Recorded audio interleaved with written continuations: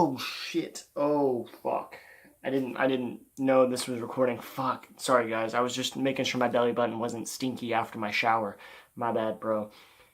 Anyway, guys, welcome back. And this is now going to be a new segment I'm going to bring every single week to the channel. I'm going to call it Studs, Duds, and Predictions. Steve and I, Steve, he's here. He's right here in my ear. He actually got caught up in a meeting, so he's actually still out of town, but he's still talking to me. He's still talking to me. Say hi, Steve. He says hi. He's going to be telling me his studs, his duds, and his predictions for this week. So don't worry. I'm still going to have the biggest winners, the biggest losers, and the biggest asshole / dick. But for those three, they can be fantasy football players. They could be fantasy football owners. They could be anybody I really fucking feel like picking. But for the studs, the duds, and the predictions, they're going to be fantasy football. I mean, not fantasy football. They're going to be football players, actual football players, and then football teams. You'll understand it whenever we get there. So I'm going to start off. Let's see. I got my notes here. We're going to start off with our studs. And my stud, who I think is going to be the #1 fantasy player this week, is Le'Veon Bell. I mean, come on. He's playing at Cleveland, but it's Cleveland. I know Cleveland has taken steps in the right direction to rebuild, but they're still probably going to be the second worst team in football. Because, I mean, you know, the Jets are there, and the Jets... What the fuck are the Jets doing? Oh, fuck. But yeah, no offense to Cleveland, but I feel like Le'Veon Bell is going to go Yamsies. Now, let's see what Steve has to say. Okay. Oh, no, I agree. No, that's cool, dude. Oh, yeah. I could see it. All right. Steve has Ezekiel Elliott. Ezekiel Elliott he's a question mark right now. Is he going to play week 2? Is he going to play week 3? Is he going to play week 4? Is he going to get suspended weeks 2 through 8 or whatever? Is he going to get suspended weeks 5 through fucking 11? Is he going to get suspended next year? We don't really fucking know. At this point, only thing we know, my hair is fucked up. The only thing we know is that he's playing week 1. That being said, well, fuck. If he's playing week 1, he's going to be a beast. He's guaranteed to get about 25 touches, and the Cowboys last year lost twice to the Giants, so they're going to need him to do all that he can. And hell, if I was the Cowboys, I'd be gearing up for him not being there weeks 2 through 8. That being said, you might as well run him into the fucking ground. It's not like he can't handle a full workload. Alright, now we move on to duds. People that have a lot of hype around them, and people are actually excited about watching fantasy, see how they do. But we're saying kind of, okay, you need to chill just for right now. Mine is actually Joe Mixon this week. So, Joe Mixon, I said it in the group chat earlier, I feel like he's the most talented back there, but it's Cincinnati. Look what Cincinnati did. In 2013, they had been Jarvis Green-Ellis, and they drafted Gio Bernard. Gio Bernard looked like a stud, but Ben Jarvis Green-Ellis was still there, and they split carries. Gio Bernard clearly was the better back, but because he was young, they're like, all right, you know what? We're still going to give fucking Ben Jarvis Green-Ellis some carries. Flash forward to whenever Jeremy Hill got drafted. Jeremy Hill looked better than Gio Bernard, but Gio Bernard and him both split carries. And that's what I'm scared about with Joe Mixon right now. I think that he's the young guy, and they always take a while for the young guys to become the starter. And I feel like Gio Bernard's going to have that pass-catching role. And then it'll be maybe a 60-40, maybe even a 50-50 split between Jeremy Hill and Joe Mixon, with Jeremy Hill probably getting the touchdowns. So it's just a situation for week 1 at least. I don't want to touch Joe Mixon. He's currently listed as the 31 ranked running back, according to ESPN, for this week. I mean, you could do worse, but I feel like you could do better than him. Now, Steve... Hang on, Steve. Steve, who is it that you have for your dud this week? Oh, yeah, that's a good one right there. That's a good one. Hang on, Steve. Hang on. Where's my water, Steve? Oh, I know you don't know. Hang on. Steve's dud of the week is LeGarrette Blount. And then to be simple with it, what are you doing, Philadelphia? It's like they didn't see what he was doing while he was in New England. Like, he's a banger, dude. He's fat and he's big. Just give him the fucking ball up the middle, let him do his thing.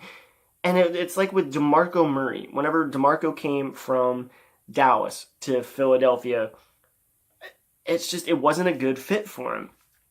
And Steve is saying that it's not a good fit for LeGarrette Blount either. You've seen it in the preseason where instead of running him up the middle like he's good at, they've been trying to bounce him outside and do way too much with him. And he's currently as the 33rd running back for this week.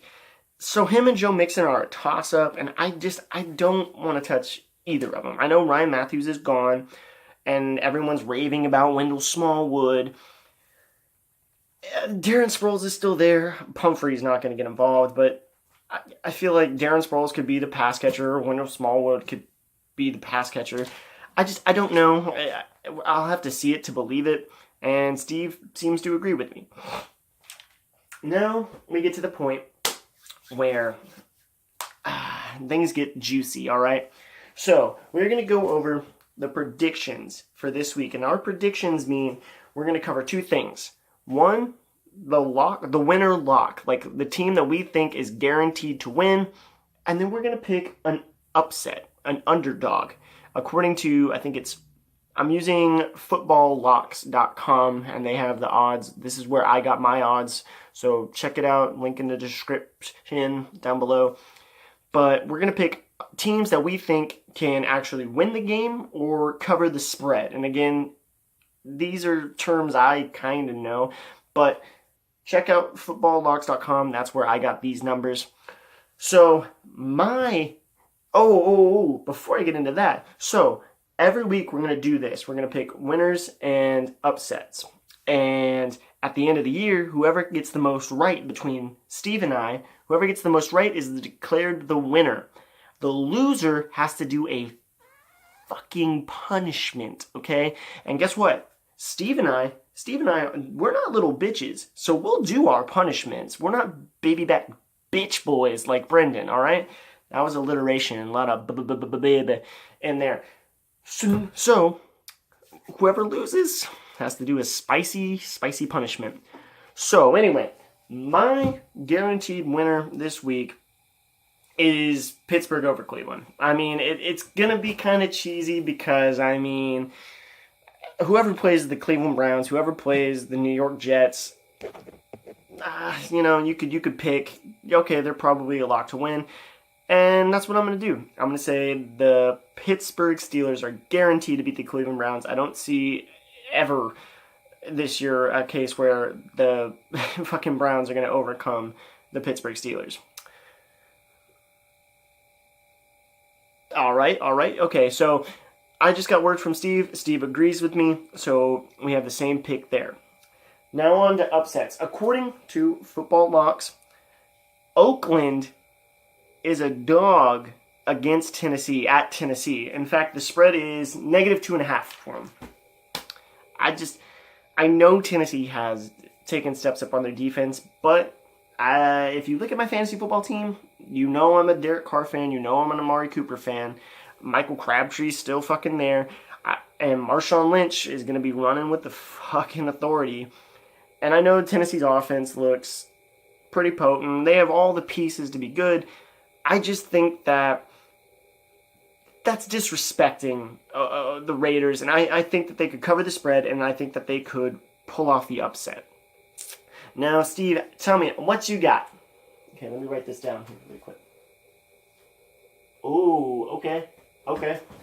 Steve has the New Orleans Saints upsetting at Minnesota and covering, I think this says -3.5.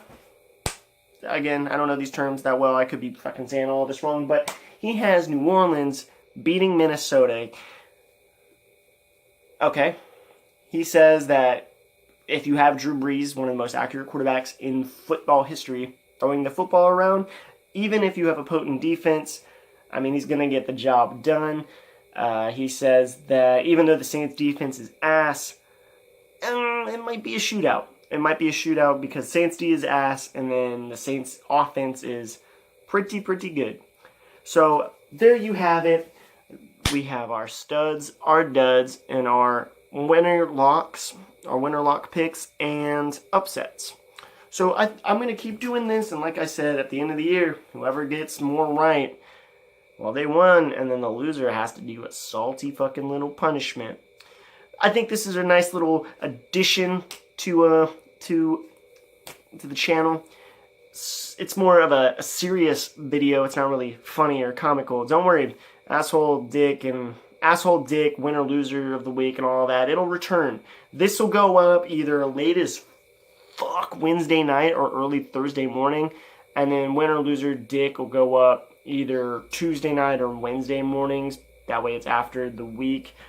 We'll fucking touch on it. We might have another video, but I don't know. Like I said, Steve's out of town, so now it's time to do the outro by myself.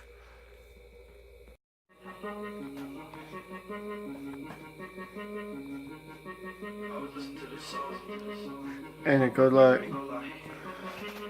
No, it hurts sometimes, but you'll get over it. Find another life to live. Yeah.